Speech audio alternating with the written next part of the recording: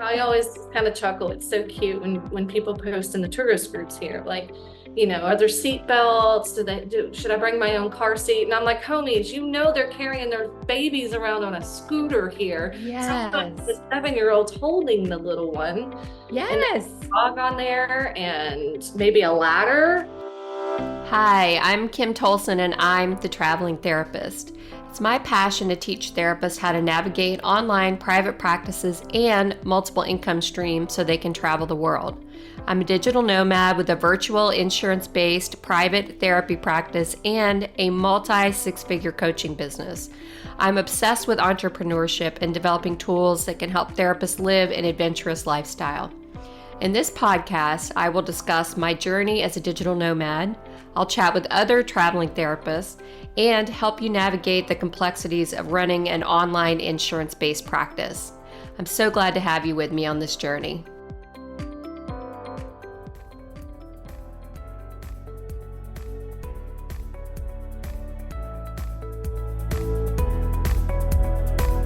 Managing a successful private practice can be challenging, even if you have all the skills and experience you need to support clients. Most training programs offer little to no guidance on running your own business. That's why Alma gives clinicians the tools they need to build a thriving private practice.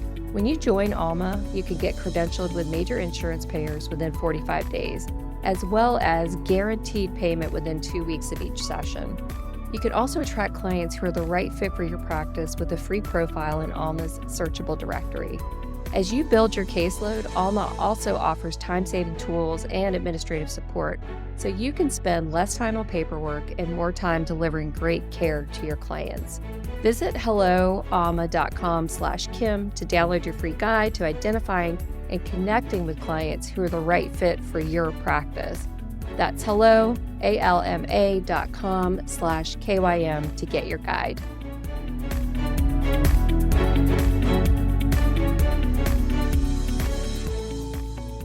Hey everybody, welcome back to another episode of the Traveling Therapist Podcast. I have a special guest here, Keisha Parker, aka Sandy Beaches. I met Keisha, I guess, on the internet, right? We met I think through Amber Lida's step-by-step program. And then we just kind of became friendly because her name was Sandy Beaches. I was like, this is so cool. What's up with this woman? And then I started seeing her posts, like she's moving out of the country. She can't wait. She's going to go to Isla Mujeres at the time. And she was all excited about it. And it really piqued my interest because this was before we were even really going to be digital nomads. But she was one of the first people I saw that was really preparing for it.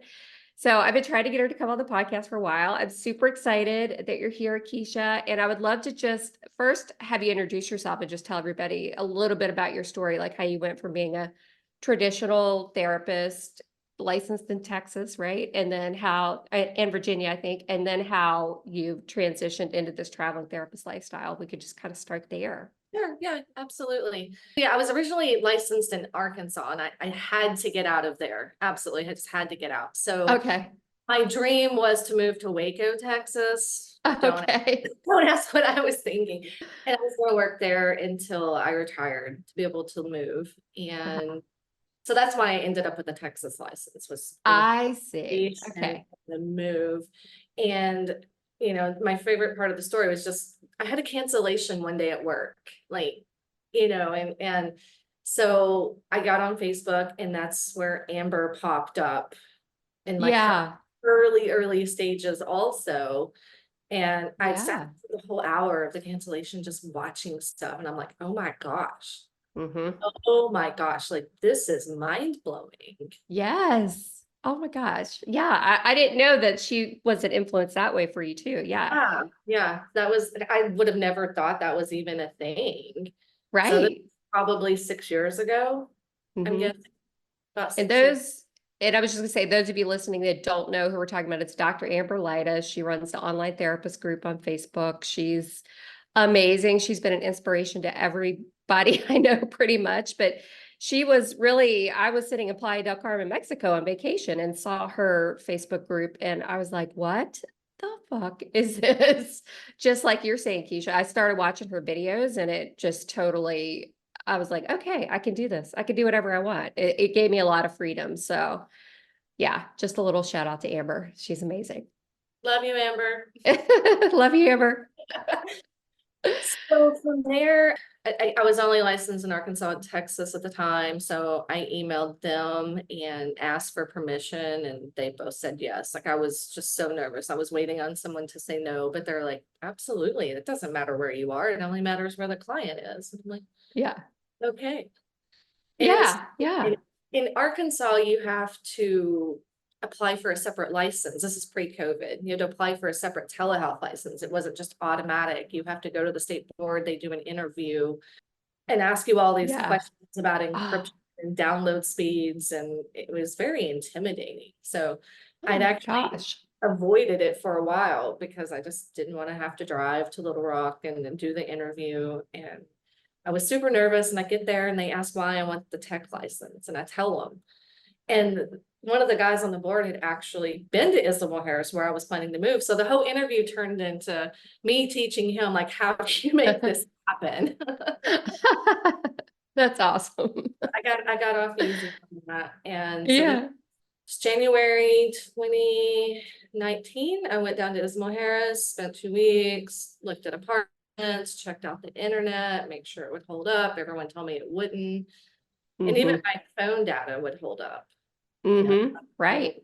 long-term option, but for backup, it even held up. I would video call some friends and see. So that was January.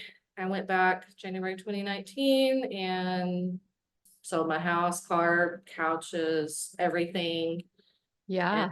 came down in May 2019. Went through the residency process. I am a permanent resident now of Mexico. That took 4 years of being a temporary and then becoming Oh, right. here. Yeah. Mm-hmm. Yeah. Are you glad you did that, the residency process? Oh yeah. I mean, Mm-hmm. there's all kinds of benefits. Like, I don't have to leave. It makes things easier, such as buying a car, opening a bank account. There's sometimes discounts for certain types of travel. Like, anyone who flies into Mexico has to pay, right now it's $41 tourism tax when you enter. Mm-hmm. The airline automatically charges it. I have to call the airline to book my ticket and ask for the charges to be taken off before I even pay, because as a Oh, legal nice. resident of Mexico, I do not have to pay the tourism tax. Mm-hmm. So there's little things like that that just add up. Yeah. Yep. Absolutely. Yeah, so there are benefits to it for sure. Yeah, because we're down in the Dominican Republic right now, and we had to, of course, anybody listening, if you're going to be somewhere for an extended period of time, you have to research the visa laws and all that. And on the books, it's 30 days here, but then when you start digging a little bit more, they're like, well, we don't really care how long you stay. Just when you leave, you have to pay like an overstay fee, basically. So that was interesting for us to find out. And then I think it's after 180 days, if you're here continuously, then you have to start paying taxes, but you don't even have to apply for a visa if you don't want to. It's super interesting, the different rules and regulations and visa laws in different countries. Yeah. Mm-hmm. I really So admire you for traveling around. Like, I don't think I could do that. It would seem so stressful to just be from place to place to place and figuring out laws. it It is a little bit. And for those of you listening, before we hit record, we were talking about that a little bit. It's like there's so many pros, but there's also a lot of cons too. And I mean, Keisha's not moving around a lot like I am, but still, this just for me anyway, this transition of leaving the United States and just being in other countries, particularly, I guess, what they would call third world countries down in the Dominican Republic. Maybe we could talk about that a little bit, Keisha, if you want to, because, I want to talk more about your story too. You went to Isla, but now you've moved to another part of Mexico. So maybe we could talk a little bit more about that, and then we could get into the transition about it's not always perfectly easy to just move to these Caribbean islands and live this glorious life. So you want to tell a little bit more about where you went and where you ended up and where you are now? Maybe just so Sure. people know. Okay. Sure.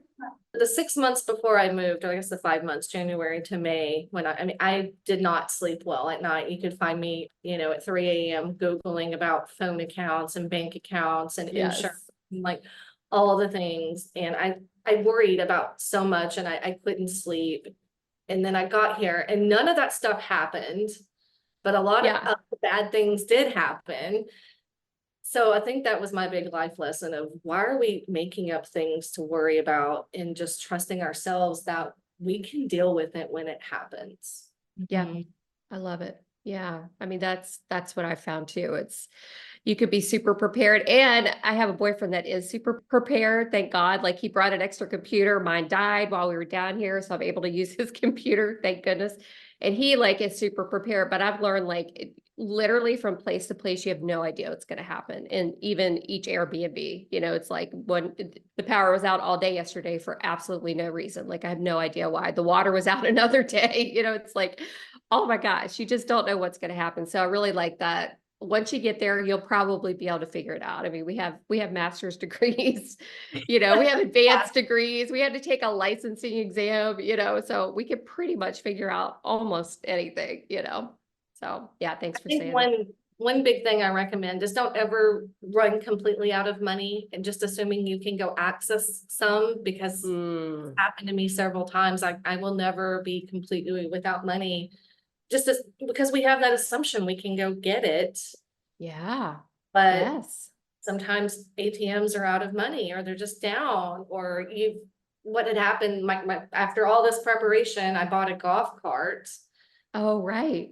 You remember the golf cart that I do. yeah, I traded in my Jeep Renegade for that golf cart to live the island life. And it had maxed out, I guess, like my access to Remitly, which is what I use. I don't know if you're familiar with it, but I use Mhm. it a lot to transfer money around. So I maxed that out and I couldn't access any more money for 30 days from that. And then my backup Oh, was the ATM at the time. And then there was something because I just moved and the bank was flagging things like, we're not sure about this. And I had a hard time getting money for a few days. oh my gosh. Yes, that would be so stressful. Yes. I mean, luckily here, most places will take my credit card, but not everywhere. But some places are like, no, we don't take credit cards. So yeah, it's pretty important to have cash. Yes. And even I went to an ATM, like I found a salon, I went to an ATM and I wanted to tip them, because I was like, I'm just gonna run to the ATM and get some tip money. And the ATM was out of money. There was just, I think I could get like five like dollars, basically the equivalent to Dominican pesos. But yeah, I was like, this isn't enough to tip these people. Right. So I was like, sorry, no propina, it just, you have to, what can you do? Yeah. So yeah, thanks for That's talking about everything. that. I don't know how it is there, but here, like anything can be broken down. Like there's a machine to get water out of for the big 5 gallon jugs, and that's broken. So there's no water. I mean, there's other places to go get it, but just like my normal routine, well, that's broken. Then tried to go deposit money through the machine into a bank account, and both the machines are broken. Like everything's just broken all the time. It's so true. And this is what we're talking about before we hit record. It's like just being in a country like this, it's beautiful, right? The beaches make it all worth it. But then it's like, it's just everything's just a little bit harder. And I even said this on the last episode of the podcast, it's just like my digital nomad update. It's just like everything is just harder. It makes me miss the United States sometimes. Not everything about the United States, but it's definitely like you could just hop in your car and go to the grocery store and get whatever you want. You could just, there's ATMs everywhere. It's just everything's just more accessible, I guess, at least for me in the United States. So have you found that? I mean, like, how are you I, managing all of that? yeah, my friends that have visited, from the US, or they just watch, just the everyday life and the shit going on here. And they're just like, you were so patient. Like I would have been done 3 hours ago, but you keep on. And I appreciate that part of my personality too. There's a joke they say you got to bring your patience pants. Oh my It's so gosh. true.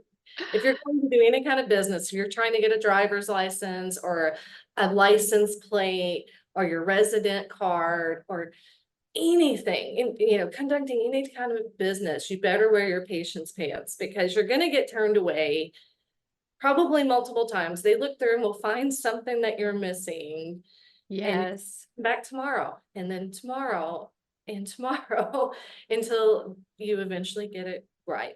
And what's right today might not be right tomorrow. Oh my gosh. That's so true. Yeah. It's Yeah, like, but wait, that's not what you told me yesterday. exactly. I Is there a remember, translation issue? I mean, you speak fluent Spanish, so you're you're probably I don't, good with that stuff, but I no. don't speak fluent, but I get Oh, by. Yeah, You die. last time when I was trying to renew my license plate for the car, luckily at that time I just lived 2 blocks up the road from Mhm. the office. But I was like, I was determined that day. Like I have everything on the list. I know that there's no way they're going to turn me down today. And I show up Yeah. with everything, and they look there and they're like, "Where's the copy of your appointment? Oh my gosh. You're kidding. You've got to have an actual copy of the appointment you've scheduled with you, or they won't let you in the building." So I had to go back Oh home my and gosh. print that off, even though my name's on the list. No, you have to have a copy. Oh my God. And did you miss the appointment? Did you have to, or you made it back in I time? made it back because at that time I lived 2 blocks up the road. Oh my gosh. Yeah. It's stuff like that. That's Yeah, just, I it's mean, in, I've been, go ahead. it's interesting in Cozumel right now. I don't know why everyone's renewing their license right now, because I would Yeah. think, it's like a 2-year thing. So whatever Okay. time in that 2-year span would be the time, but everyone's renewing. Anyway, people are getting up at 3 or 4 a.m. in the morning to Oh go my gosh. sit in the parking lot in front of the door because they only take 40 people a day. And if Are you do you the serious? math, yeah, you do the math on 40 people a day Yeah. times 300 and whatever business days a year, and a population of 90,000. Oh my gosh. Right. Wow.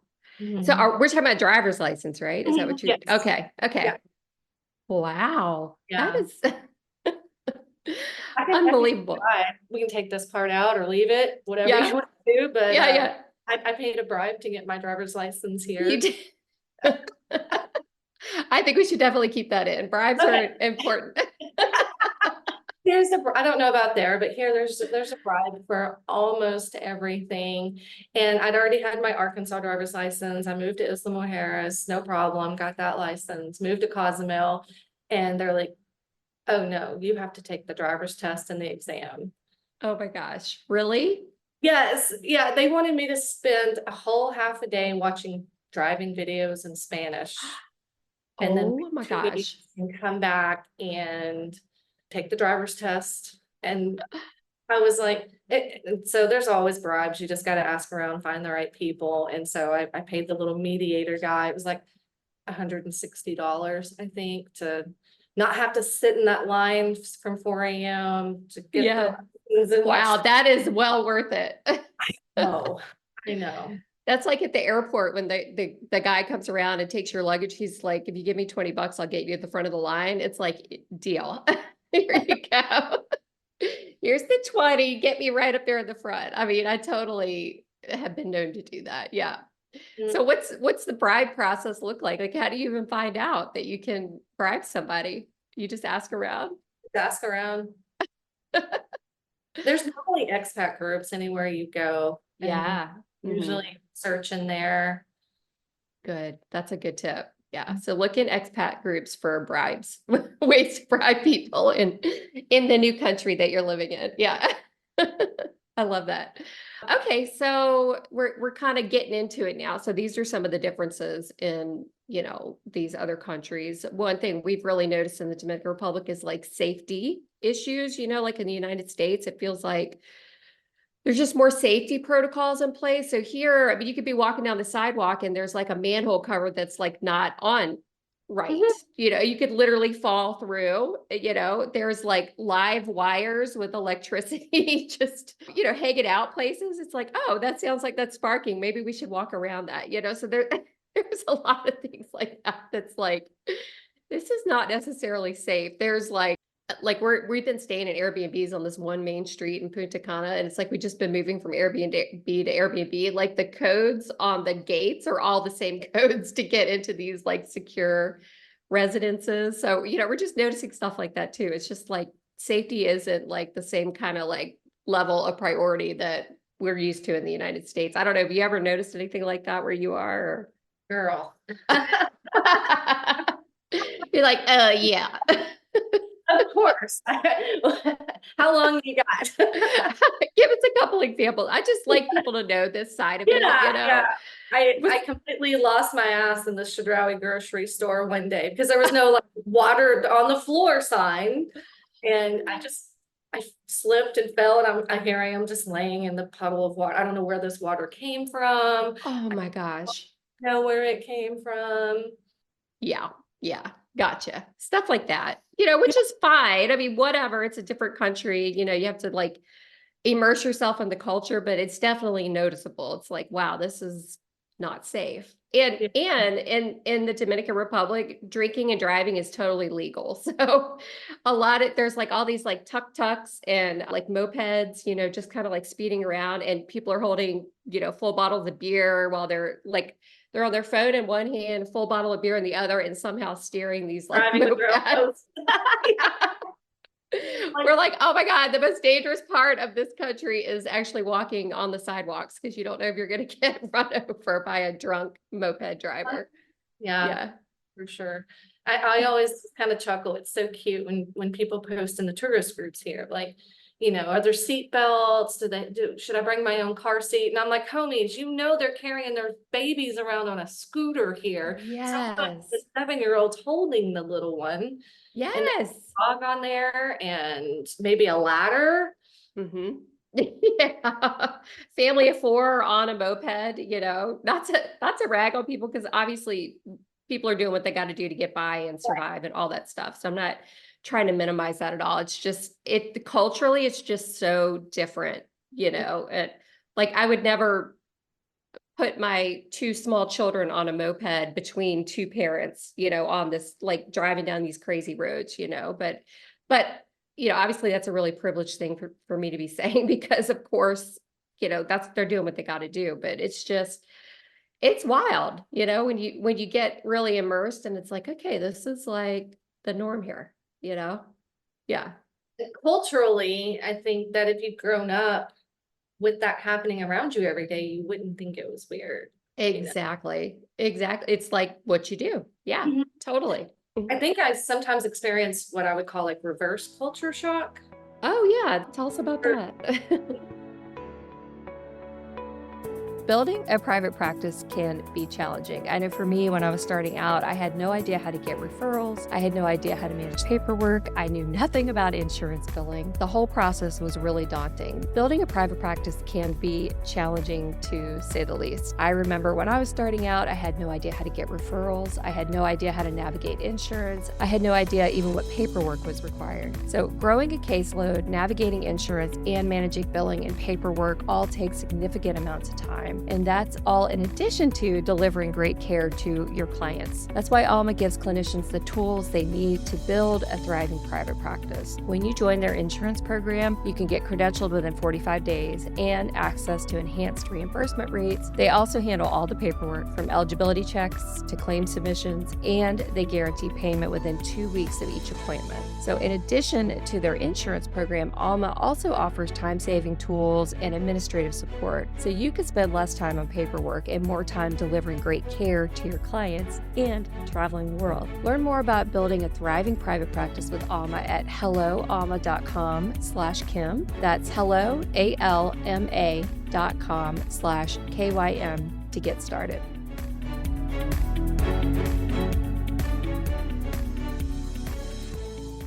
It's a lot of different things, or just minimizing. Like, my friend sent me a video once of this guy on a bike, like a scooter, motorcycle, whatever. And in the back, there's like a little wagon, and it's got a fake baby crying, and he's just driving around, and everyone's just freaking out that he's dragging this baby in a wagon. Oh my It's not a gosh. real baby, it's just a Yeah. doll. But Yeah. she sent it. I'm like, what's wrong? Like, why are you sending me this? And she's like, Keisha, you can't do that. And I'm like, oh yeah, that's not good. And then I swear, it was like 3 months later, I did see a guy on a bicycle with like a wagon with his baby in it, just going down the road. That's so funny. I guess you get desensitized to it too, So once we're back in the US, I'll probably be walking down the sidewalk and, be worried about the manholes now or something. You know what I mean? Right. And then just, yeah, the reverse culture shock, right? Like, oh my Yeah. gosh, I just threw my toilet paper in the trash can. It goes in the toilet in this country. So funny. Yeah, that's so funny. Oh my gosh. So just getting used to the culture. So, I mean, I guess you're a pro at that at this point, right? Yeah, living down in Mexico, living in Isla, now you're living in Cozumel. I mean, is it just like second nature now, or is there still stuff that you're like trying to adjust to? How many years has it been? 1, 2, 3, like what? You've been there 4? Yeah, Yeah. So do you feel like you're just used to it now? It's just your way of life? yeah, I mean, there's moments where I become frustrated, but I'm pretty on my game with watching for any type of scams and Mm. the car, if you want to hear about. Yeah, I'd love to hear about Yes, the that. we may have to do a follow podcast on my car that I may or may not ever receive. Yes, tell us, please, because we did research that. Because we have cars, we actually have them in a storage unit right now. We're paying for that, Mhm. but we did research that. Okay, we're going to be down in the Dominican Republic for 4 months. Like, what is it like to try to get a car there or bring a car there? So, I'd love to hear about this, like how you even manage that part of it. Mm. Yeah. I don't know, can you get one without residency status and tax You numbers? you Because you, have to pay, it's a lot of money, yeah. and the shipping it could take up to 2 months to ship. And these companies, I don't know if you've ever dealt with like moving companies, but they're all like kind of scammy. We've been scammed twice by moving companies. But the couple that we found, there's like all these reviews that are like, don't trust these people. So we were like, you know what, we're just not gonna bring the car. Yeah. Mhm. Mm-hmm. So how about there? What's it like? Well, I sold my baby, my Jeep Renegade back in 2019, but I bought a small car for Isla Mujeres I never really loved it. I put a shiny wrap on it to make it look pretty, Mm-hmm. but it's what I call one of those little egg cars. Yeah. You need something small because Isla Mujeres is so small, like nothing, you're just not Mm-hmm. gonna be able to get around in anything of normal size. Now Yeah. that I'm here and I want to stay in Cozumel and the roads are a lot bigger, I was like, I gotta have another SUV. So again, everything's just kind of ass backwards. You know how like you step one foot on a car lot in the US and like you can't hardly get away because they want you to take a car off the lot. Uh-huh. Yeah. Hey, I'm like begging, like, will you please sell me a car? Like Oh my gosh. it's been about a 2 month process so far. Yeah. First, Wow. I contacted through the website, just that I'm trying to buy a Toyota and through the website. And she's like, yeah, I'll have someone from the Playa del Carmen office contact you. I waited a couple days, nothing. Call the office, no one answers the phone. I asked on the Playa del Carmen group and they're like, yeah, here's the salesman. Like, he's really good. He did answer by WhatsApp. But then he wanted me there like within a certain time frame on a certain day. And it's like, I can't do that. So just went over one day and Mm-hmm. talked to another guy. Love the car. I hope I get that car. We'll see. So I intentionally had enough money for the down payment. They wanted like roughly exchange like $1,100-$1,200 to just to order the car. Wow. Uh-huh. I had the money on my card to run the card, and they're like, oh no, you don't do that here. You got to go here and do it, but you can't do it this week because of this. So you have to wait till next week. I Oh was, my gosh. oh, I'm just getting started. How long would Okay. We got a little while. Yeah. My gosh. so wait till the next week, go to the bank to make the transfer. And because he gave me like this little professional card with all the account numbers and get there. You would think that's all you need. Like this is something they do every day. And Mm-hmm. she's like, reference number, don't have one. What is a reference number? Yeah. So Oh my gosh. and asked the guy, and he's like, yeah, I'll get back to you. And then he doesn't. It's like 2 days later and like tried to text someone else. And then he responds with the reference number and go up Wow. there, make the deposit. I have the receipt, send him a copy of the receipt to show, hey, please order the car now. Here's the payment to order the car. Okay. And like a week goes by and haven't heard anything. So check in to see, like, did you order the car? Oh no, that's not a good picture. We couldn't really see it and we need a better copy. Thought I might have to go back to Playa to give them like the actual copy, but I did get a scanned PDF well enough. Oh my But gosh. so he says it'll be here in 3 or 4 months. My landlord says Toyota can take up to 12 months to show up. We'll see. Wow. Oh, we'll see. Oh my my gosh. Yeah. So this is what we're talking about. It's just everything is harder. It's just to me anyway. Somebody else might be listening. They might be like, no, it's not. It's fine. Like, who cares? It's cultural. Like you got to be more laid back. Like, they've got like the island, it's island time, and all of that stuff. You just got to like go with the flow. And it's just, I don't know. It's hard on my personality. And hearing you even talk about that, I'm like, oh my gosh. So what are you doing for transportation around the island? Just like Ubers and taxis and walking a lot, or how are you managing that, or public transportation?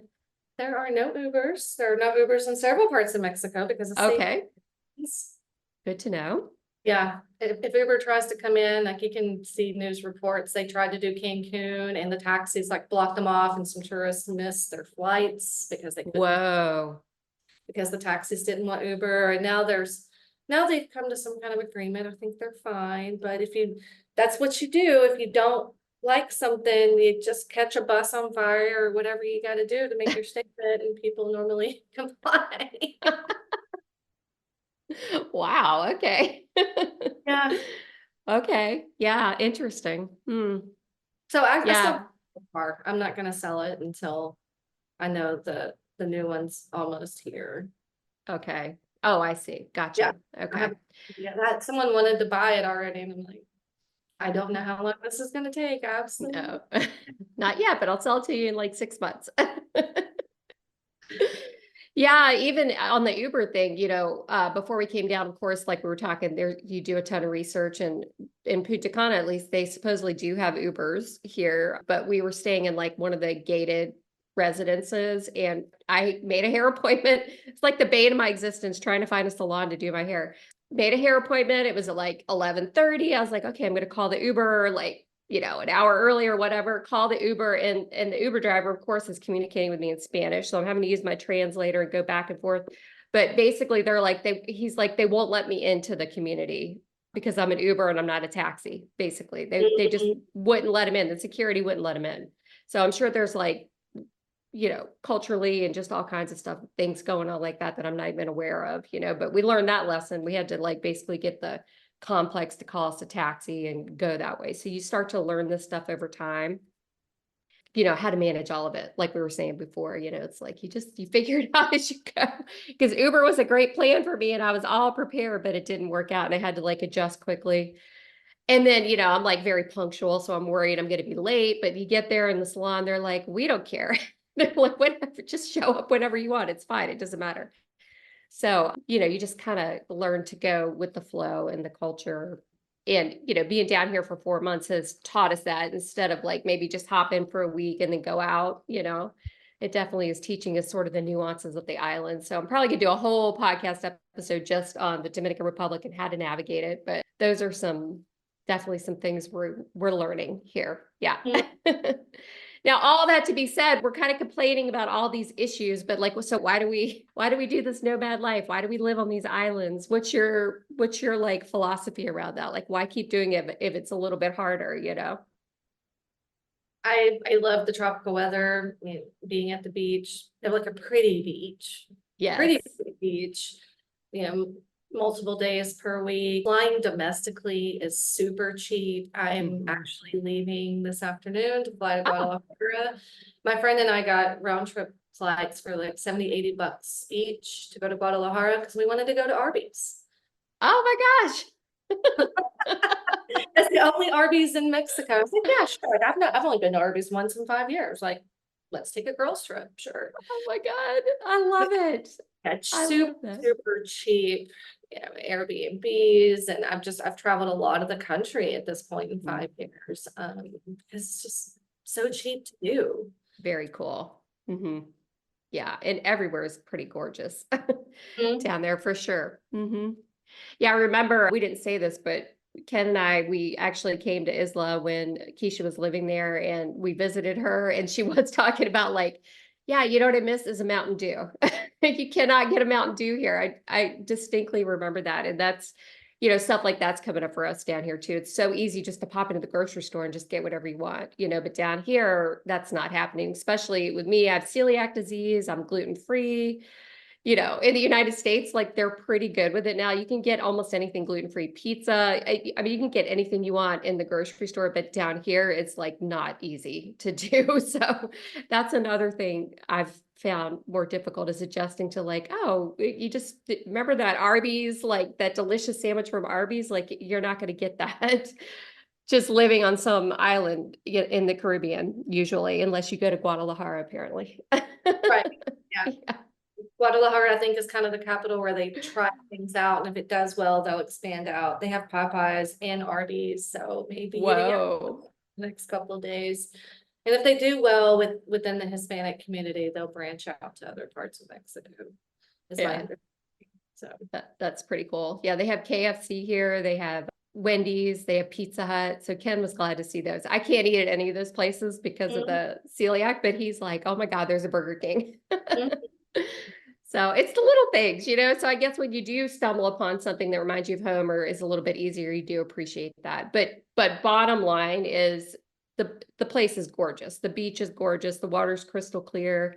It's like what, 85 and sunny here every single day of the year, pretty much. The temperature doesn't even change in the summer, really. It just stays like that consistent, perfect temperature. So that's why we do it. Yeah. And it's easy. Like we were sitting in the Airbnb the other day, the water's out, the power's going in and out for absolutely no reason. And then we're like, let's take a walk. So we're walking down the beach and it's like, okay. And you get like settled and recalibrated. And it's like, okay, this is actually why we're here. This is just gorgeous. It's like 2 steps from where we're staying right now. You just walk out and 30 miles each way, these beautiful beaches. So that's why we do it. Well, Right. and back to like, again, you get smarter, faster, quicker, whatever. What I figured out, it's like, duh, Keisha, the power outages, and it's just, you can still do sessions from your phone, but it's hot as hell. I do car therapy now. Oh, nice. I've got one of those little car holder things on the dash, that'll hold the car, and I'll take the dog and we'll sit out in the car and like just run the air conditioner and do therapy from the car. And I'll just tell my client, sorry, like air's out, it's hot as hell in there. There's no way I can get through this unless I'm here. So I'll sit out in the car with it running for like 4 hours straight and do therapy. That's amazing.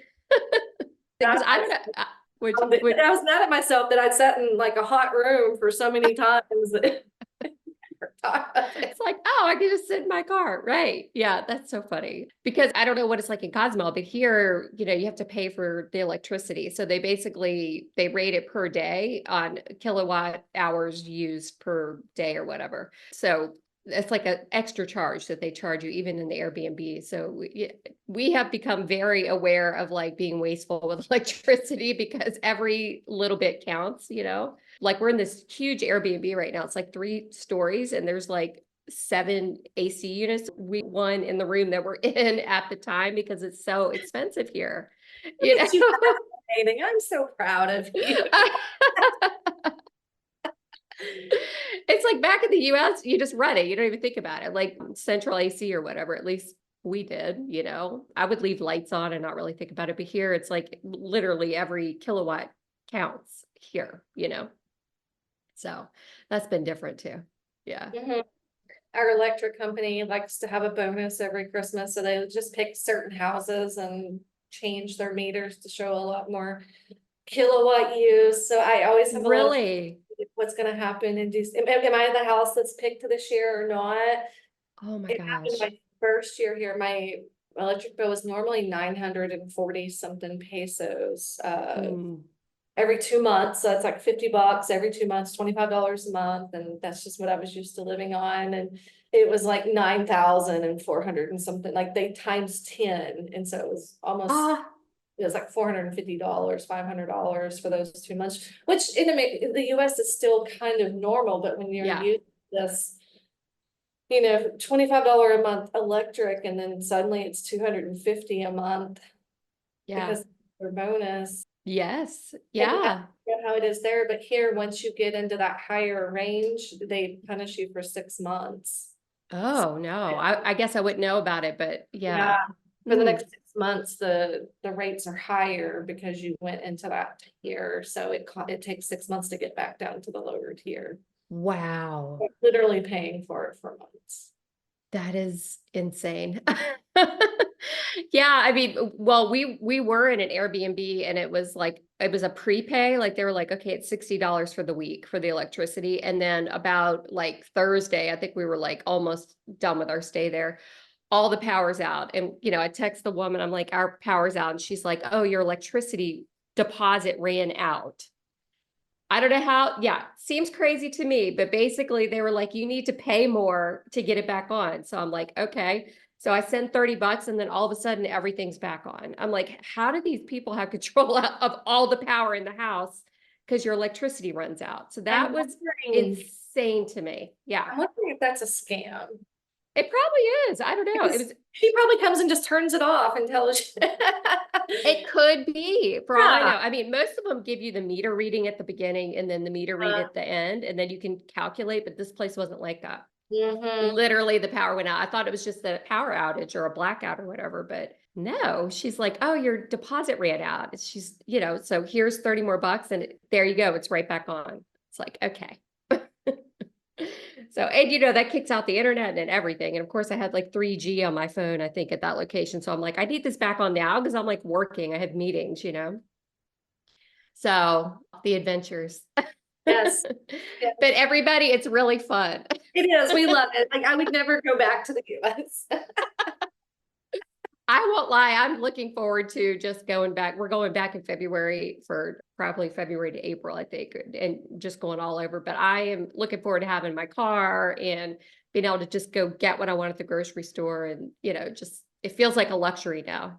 So I'm kind of looking forward to it personally, but then we'll be back at it. Yeah. It's like people say you like childbirth, like it wasn't great, but then you kind of forget and you go back and do it again. So I'm sure we'll be back. We're planning on Greece and like Mediterranean kind of thing in the summer. So I'm sure that'll be an interesting experience as well. I Yeah. go back about once a year, usually 2 to 4 or 5 days. Like I'm not there long. And Yeah. I bring a bunch of empty suitcases and then go to Marshall's and TJ Maxx and Walmart, and I usually bring back 150 pounds of like just new clothes, shoes, whatever for the year. Yes. That stuff's more expensive here. Hmm. Yeah, and the quality. I mean, I'm not trying to rag on these countries, but the quality's not the same, No, for how it holds up. Like my flip-flops broke in the airport when we arrived. I'm like literally walking with one shoe on and one shoe off because my flip-flop broke. And so I'm like, oh my God, I gotta buy new flip-flops. And there's like a mall here, but the quality of the flip-flops are not great. So it's like, always have an extra. yeah, Always you gotta do what you gotta do. of shoes, anything, and chargers, things like that, I think is super important. And I've learned that lesson. Oh my gosh.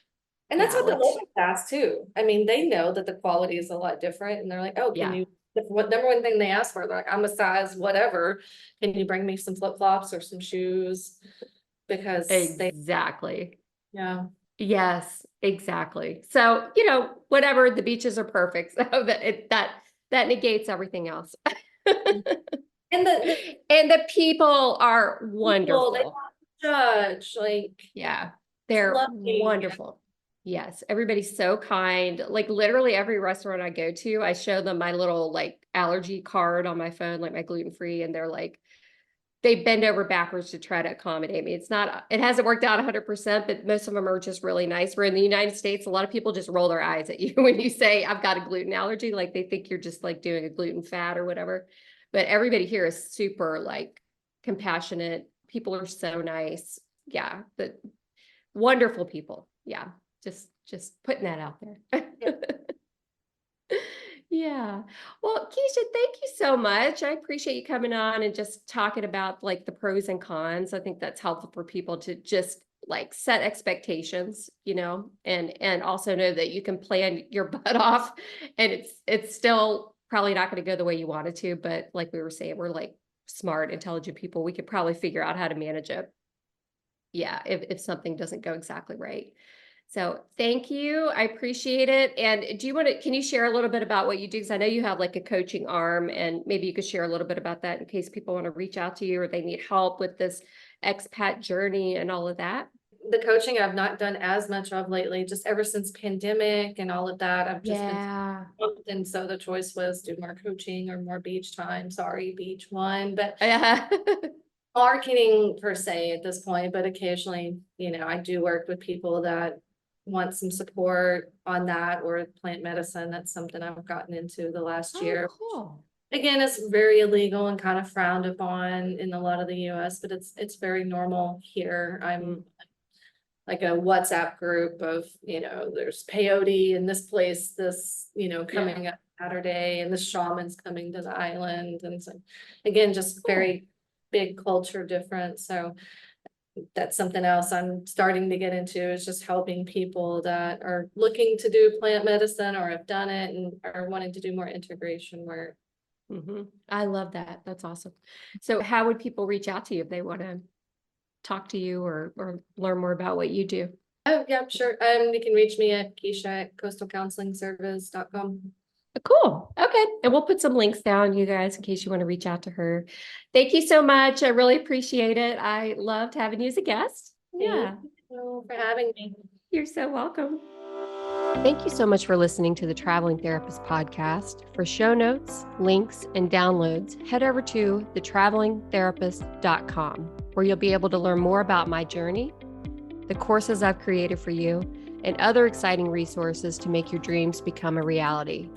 If you've enjoyed this episode, please share with your traveling therapist friends, subscribe to the podcast, and if you loved this episode, please leave a review.